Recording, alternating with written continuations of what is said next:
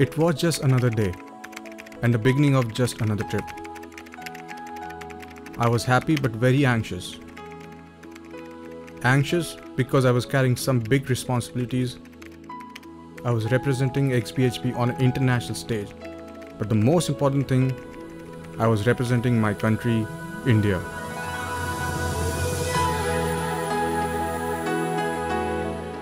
And the responsibility is even greater when you're the first Indian to get a high-performance bike from a company like Ducati, to ride through 10 countries and attend a week of same passion and togetherness. I'm talking about the World Ducati Week 2012.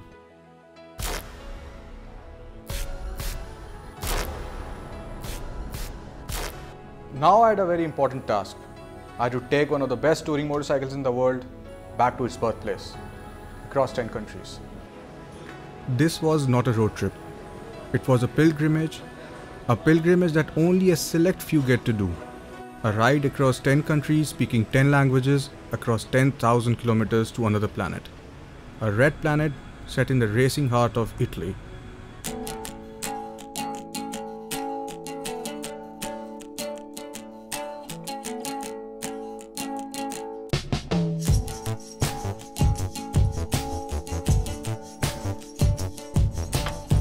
As I approached Ducati Dubai, I could see a black Multistrada completely prepped up for the ride ahead with panniers, a top case, tank bag, and even a main stand.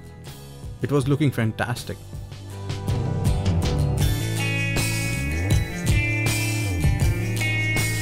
Welcome to Ducati Dubai. After completing all the formalities and getting my Ducati gear, I was all set to hit the road for what would be the most spectacular journey of my life so far. But before that, I had a very important thing to do.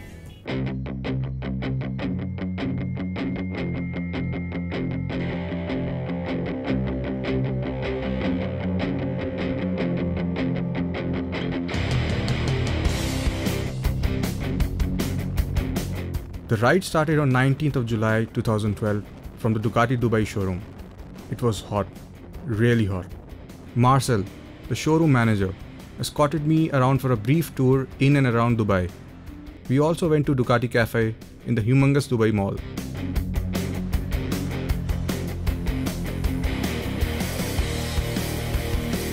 The Ducati Cafe was yet to see an official opening, which was due a few days later. However, it was all spanking new and ready with shades of red and even more delicious menu. I also paid a visit to the Rolex showroom where I received a fantastic Ducati Edition Fast Rider watch from Tudor, who were also supporting the road trip. Not only that, we also rode 150 kilometers one way to Abu Dhabi in 47 degrees of searing heat to visit the under construction world's largest Ducati showroom.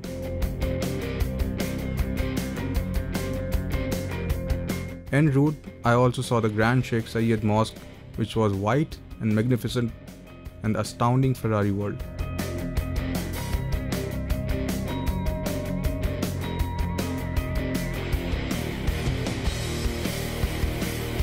I also met up with an XBHP member in Dubai, Vivek Satish.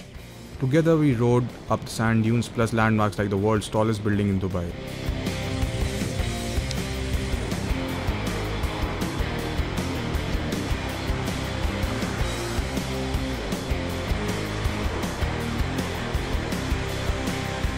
Long rides and hiccups are part of the same parcel.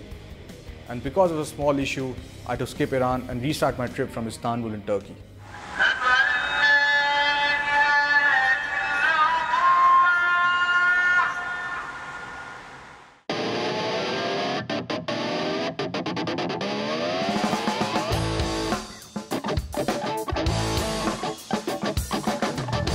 Ducati managed to locate another Multistrada for me, and I got it from the very nice people at Ducati Istanbul.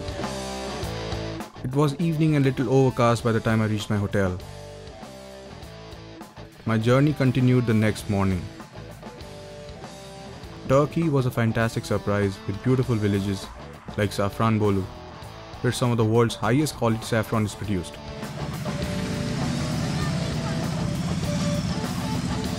The village of Safranbolu was also a delight to ride in, especially with the narrow but clean stone streets flanked by stone houses, a traditional Turkish Ottoman architecture.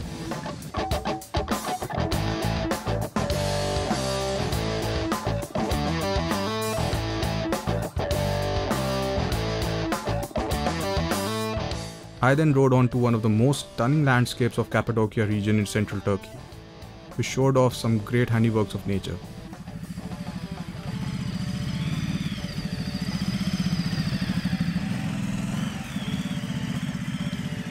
Today I traveled almost 600 kilometers from another very beautiful place called Safranbolu. As you can see, there are various rock formations and due to volcanic eruptions and sedimentation, erosion and all these kind of things probably. So I would have known if I had taken the geography class a little better. But this is one of the most beautiful places I have seen till now in my all travels in all the countries. Riding in this region amongst the surreal formations at sunset gave me goosebumps. I sometimes felt that I was on another alien world.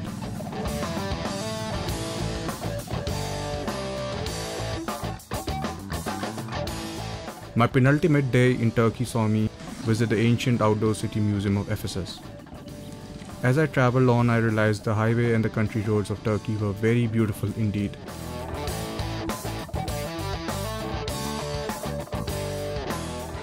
I saw all kinds of ruins, from libraries to temples and amphitheaters, where both musical performances and gladiator fights used to take place. There were small street theatrics also taking place with Turkish actors and Romans.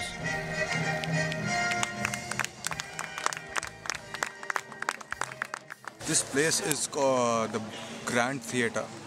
It's an amphitheatre which was founded in the city of Ephesus, which is I think the biggest city outside of Rome, which Romans built.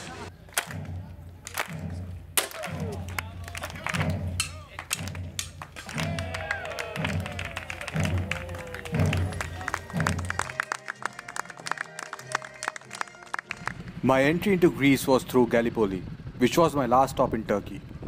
But to reach Gallipoli, I had to take a ferry. It was here in the First World War that more than 120,000 casualties took place. It was surreal to see the same waters so calm, the same waters which had claimed so many lives 100 years ago. I saw one of the most beautiful sunsets over there. It was an apt way to mark my last day in Turkey. My exit from Turkey to Greece at the Ipsala border was without any issue. I just had to take green insurance and I was off after immigrations. It was my first experience outside of regular immigrations at an airport and it truly felt surreal.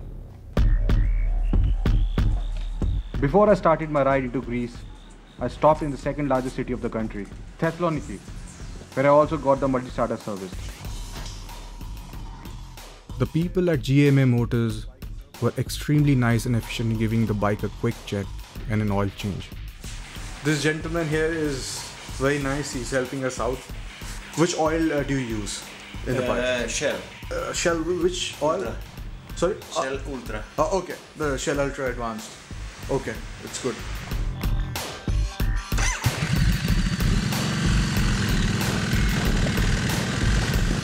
In Greece, I gave preference towards landscapes and natural beauty over the sights in the city this time.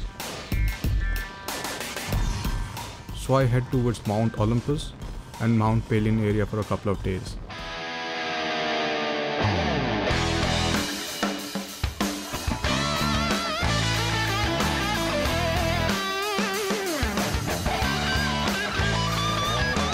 I'm standing at the foot of Mount Olympus, which is Greece's highest mountain. It's significant in terms of the historical importance it has, especially with respect to the Olympic Games, which I think got their name from this place, this mountain, because they used to be held here. After doing a bit of research, I found that Mount Olympus had nothing to do with Olympic Games. Rather, it was a place called Olympia, which is altogether a different location and was not en route my journey. The highlight in Greece for me was the Meteora Monastery area, where I could see the Orthodox Greek monasteries literally hanging off the cliffs.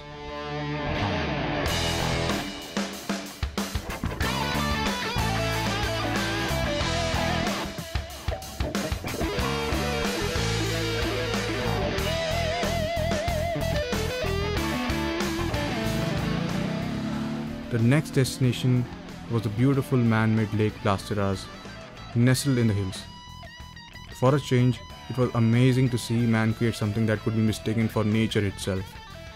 It's a very beautiful evening and I'm about to witness a sunset, and I hope that the clouds will turn orange along with the sky so that I can get some good shots.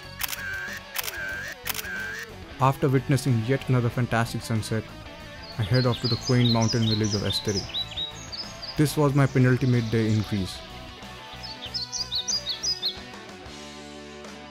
The last day in Greece was spent in the regular town of Sarai, which was en route to Greece and the Bulgaria's border. Hi.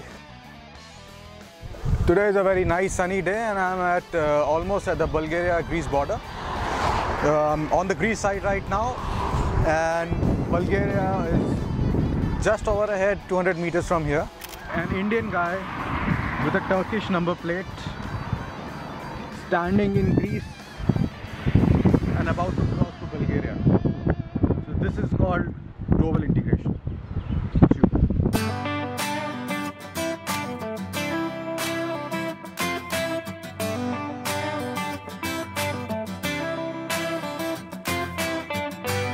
A little further on from the Bulgaria-Greece border, I was thrown into the western Rhodope Mountains.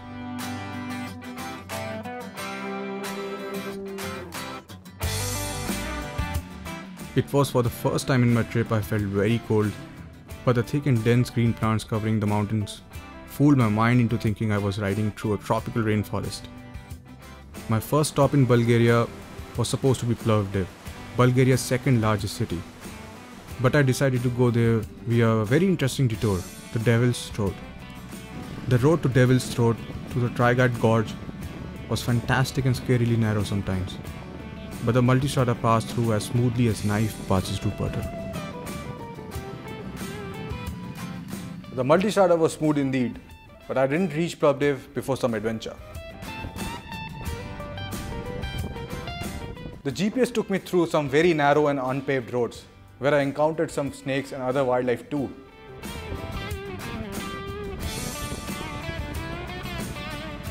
Thankfully, no dogs. I transited through Plovdiv into Sofia, Bulgaria's capital, where my next pit stop was at Ducati Sofia.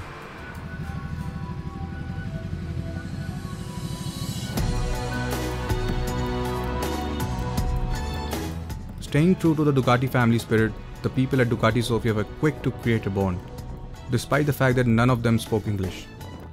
They even took me out on a short tour of Sofia.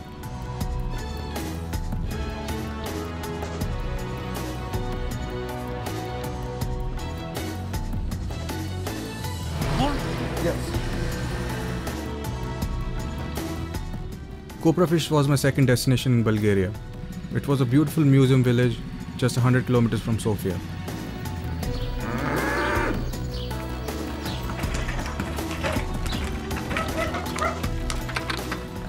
The village has close to 400 architectural monuments and houses from the Bulgarian revival period of the 19th century.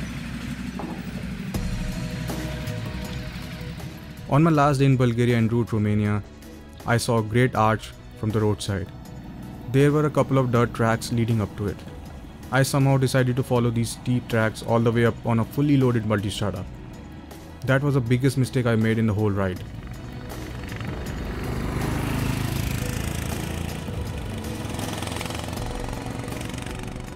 Close to the top of the hill, it got so steep that it was impossible for the bike to be turned around or even be brought down in reverse. However, after 45 minutes of turning the bike millimeter by millimeter, I turned around and rode the bike down. That was one unnecessary adventure.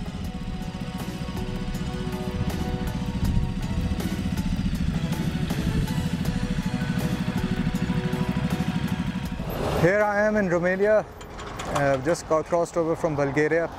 This is a land of Dracula, and which we all have grown up with.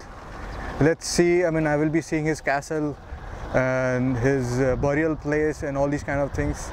So let's see what happens.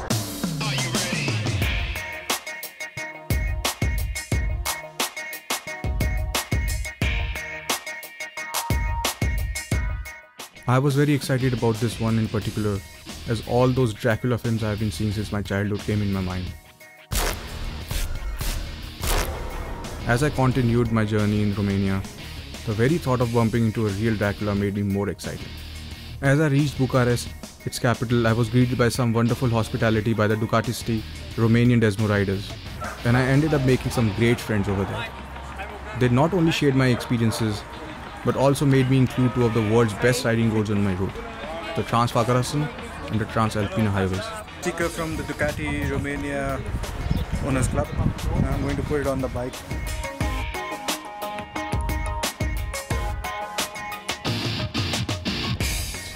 One of the Desmo riders took me around Bucharest, which was a beautiful city indeed.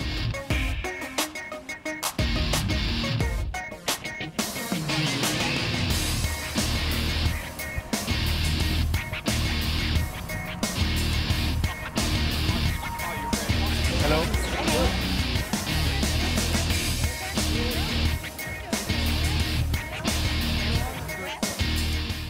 Largest building, excellent architecture, including an arch like the India Gate. Also city centre where I enjoyed some good street performances.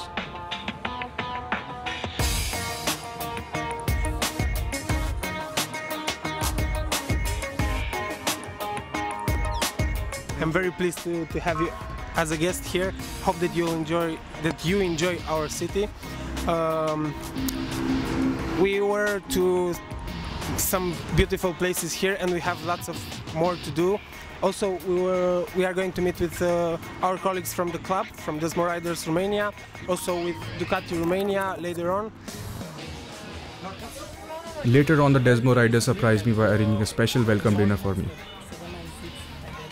One of the highlights of the trip and the high point of Romania, pun intended, were the 2 days in the Carpathians. Okay, it's very good. Thank you, and have a nice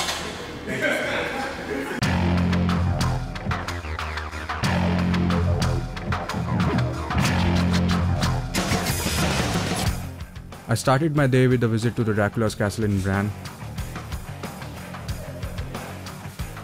Finally, I was at the vampire's lair, and I enjoyed going around his abode.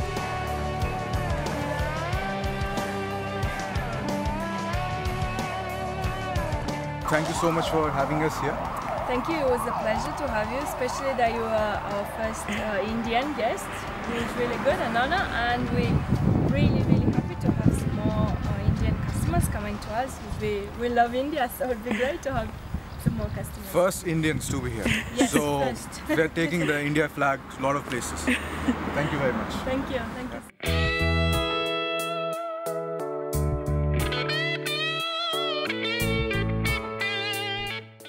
The next day followed by hitting the world's best road, the Trans-Vagarasan. The road starts from the small village of Bascov and ends in Cartisoara in Romania. It's also called the DN7C. The road started as any other normal road. Then it grew to be green, quiet and narrow, with decent tarmac quality. But gradually it started to build up. The turns were getting tighter, many of them decreasing in radius. Then suddenly you take a turn and the landscape hits you. And the icing on the cake was the snow along the Trans-Vagarasan.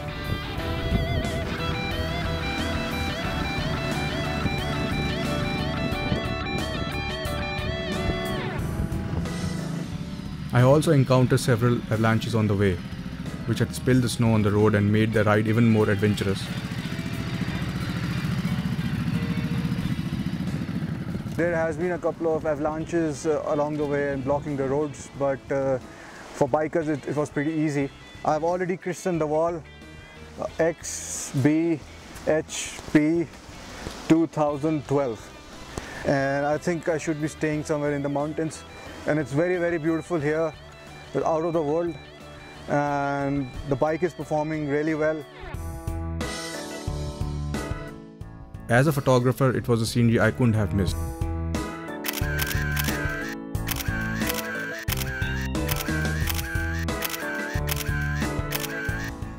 The delicacy continued on the second day as well, as I treated myself by riding the Transalpina highway, which is the highest road in Romania and is considered to be one of the most spectacular mountain roads of the Carpathian Mountains. The only thing that I was missing here is the snow like the Transfagarasan. The beauty here is, I mean, it has to be seen to be believed and ridden through to be believed. I wish I could build a small chalet here and work from right over here. And a lot of places, even 3G is working, so internet wouldn't be a problem, and I would be, able to update XBHP and make the magazine, everything. But yes, it's not possible in reality, and I have to get back to city, and in the end, yes, New Delhi. So see you on the other side again. Bulgaria and Romania have ferocious and violent street dogs, which a biker must be wary of always.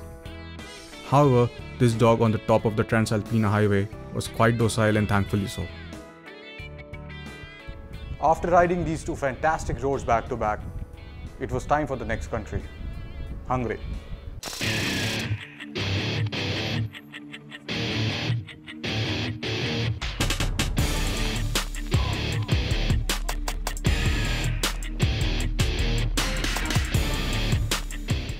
Budapest in Hungary.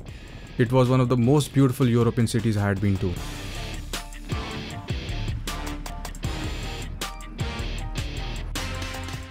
I especially remember taking the Multistrada up there in the middle of the Hero Square, and I also had some authentic fun over there.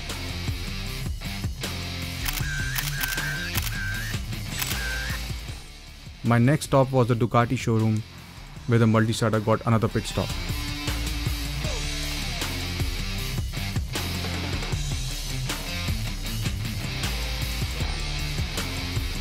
I'm standing in the full gas Ducati showroom, and this is Attila. He's just come. Hi. He's the showroom manager, and he showed me this wall where Paolo Pirozzi was doing around the world in 80 Ducati clubs. He came here and he had signed here.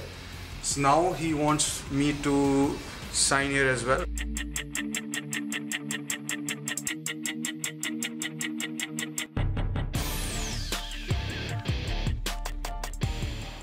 After the bike was serviced, we were again ready for another tour of Budapest.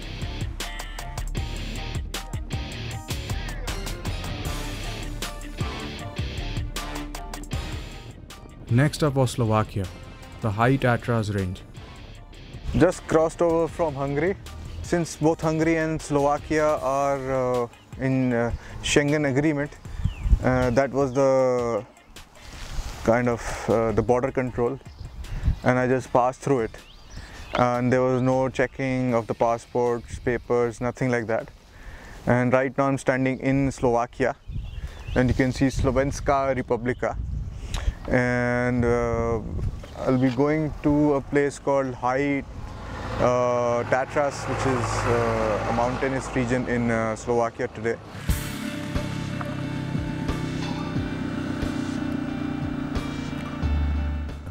The High Tatras range.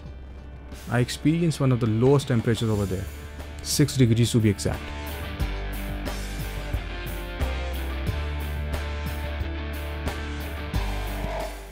The capital of Slovakia was a revelation.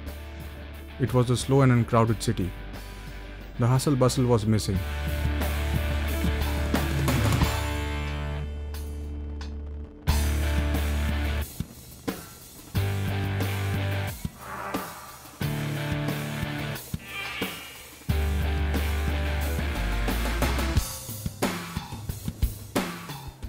There were few but interesting places to see, like some bronze statues of people in action at the city center and a blue church. It was one capital city which was not intimidating.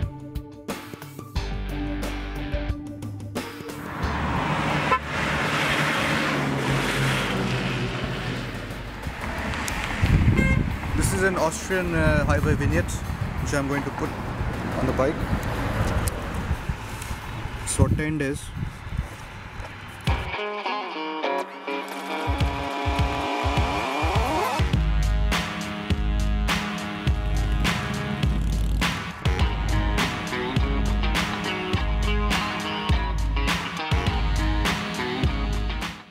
As I was riding the highways of Austria, the feeling of being closer to Italy than ever made me both nervous and excited.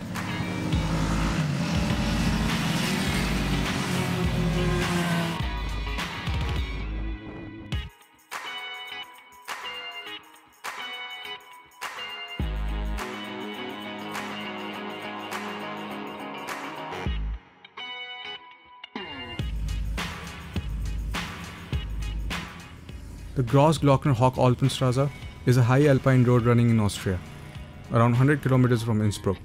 It is a beautiful, but unfortunately one has to pay 22 euros to get in. The Grossglockner is a peak right over there. In a couple of kilometers we'll see the peak as well. And today is an incredibly beautiful day. Like, it's very unlikely to see this kind of day clear sky over here. Usually it's overcast and it's raining and it's very cold.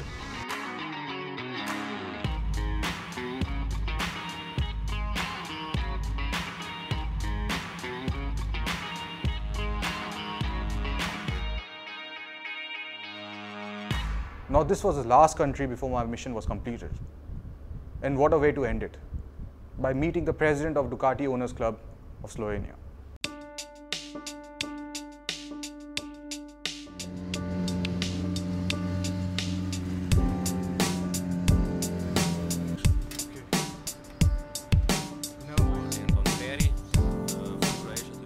You're also going to WW? Yeah, of course. Yes. I go on Tuesday. Okay. My club goes, first we go on Tuesday, then Wednesday, and then Thursday. A little bit step by step. Yes. All together 67 members. 67? Yeah. Wow. After a little talk, Miha took me around Ljubljana, the capital of Slovenia.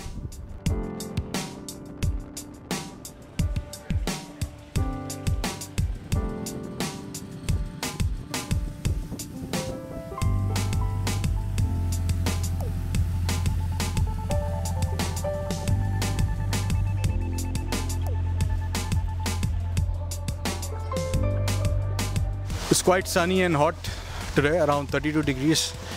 But here with me is Miha, who's the Ducati Owner Club president of Slovenia. And he's being very kind to me by showing me around the city. So let's ask him a little bit more. But first, Miha, can you let us know about your bike, which is really very well kept and very beautiful? Yeah, thank you. First, welcome to Slovenia. This is a Ducati S2R 1000. 2006 year. I have it since 2006. I bought it 4,000 kilometers, almost new. So this is your club logo? Yeah, this is our logo. It's called Squadra Corse. It represents racers on the track, a little bit of hat. This is the logo they like, our members. Okay. Thank you so much again. No problem.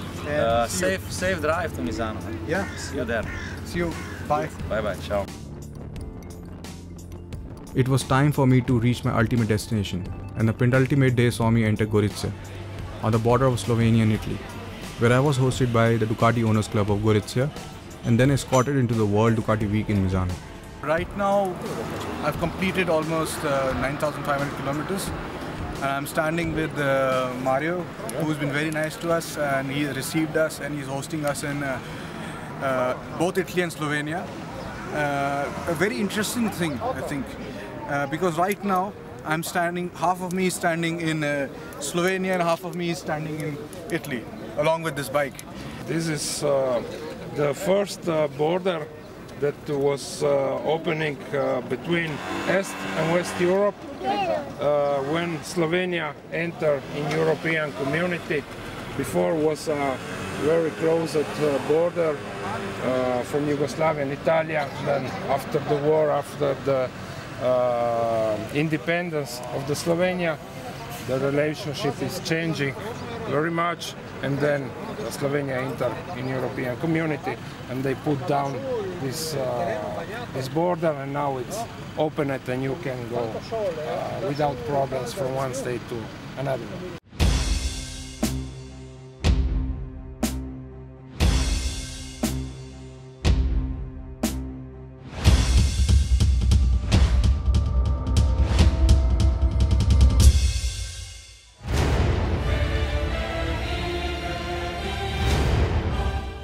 The proof of Ducati making some of the world's best motorcycles with one important ingredient, passion, which was there at the World Ducati Week aplenty. 65,000 people visited in 4 days.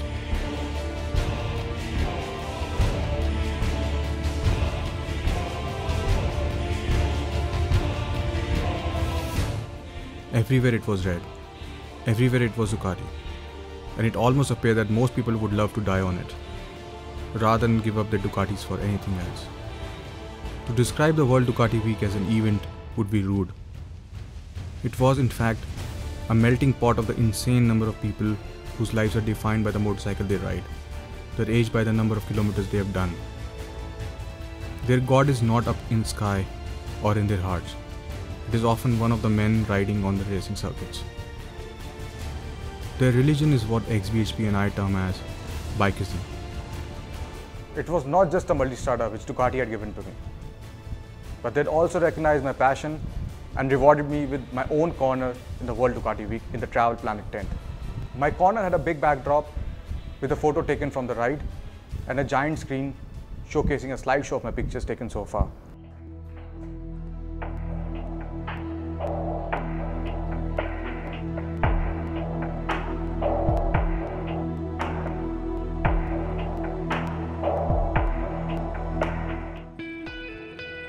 Their meditation is strapping a helmet and shunning out all the extraneous noise but that of the motor below them. They are almost cyborgs, with the motorcycles often acting as extensions of their bodies. They get a high when they open the petrol cap for a refuel just before the tank runs dry. For them, Ducati Red is the only red that exists in this world. I was lucky and honored to be a drop in this ocean, and I truly hope and pray, keep doing kilometer after kilometer and discover each nook and corner of the blue planet and turn it red. I was not just given a corner at the World Ducati Week, but I was also felicitated by Ducati with a special trophy, along with the opportunities to share my experiences and photos on stage. For me, the icing on the cake was to meet Valentino Rossi at the World Ducati Week, something which was near to impossible, since I was competing against thousands of people who were just trying to get his autograph.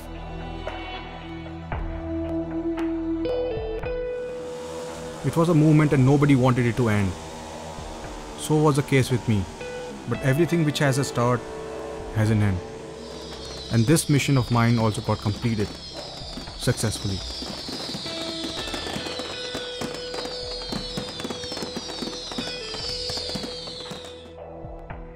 So just when I was thinking that it was time to go back to India, I was given a surprise gift from Ducati.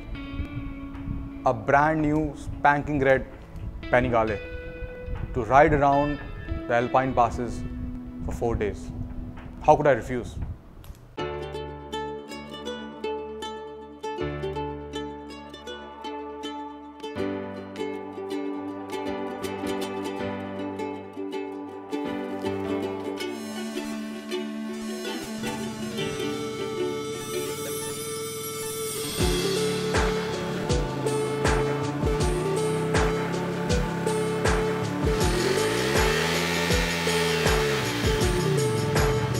Riding a Panigale was a thrilling experience. I just could not believe how a company could make a bike so powerful yet so compact. I really enjoyed riding it at the Stelvio Pass on the hairpin bends over there.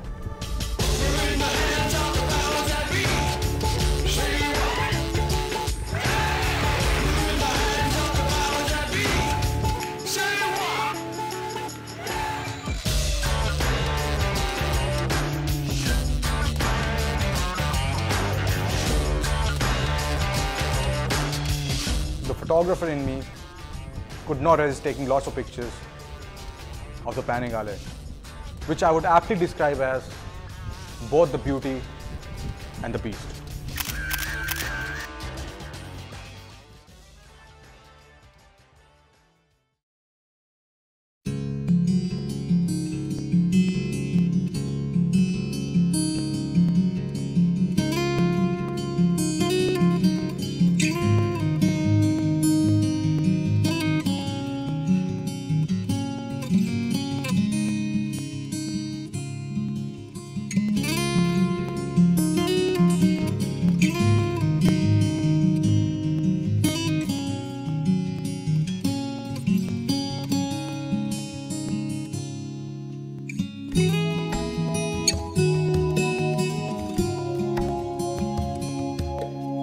you.